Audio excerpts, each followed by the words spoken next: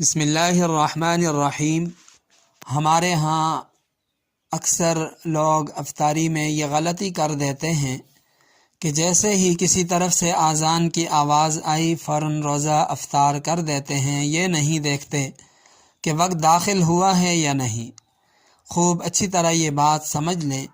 کہ سحری اور افطاری میں اصل اعتبار وقت کے داخل ہونے کا ہے،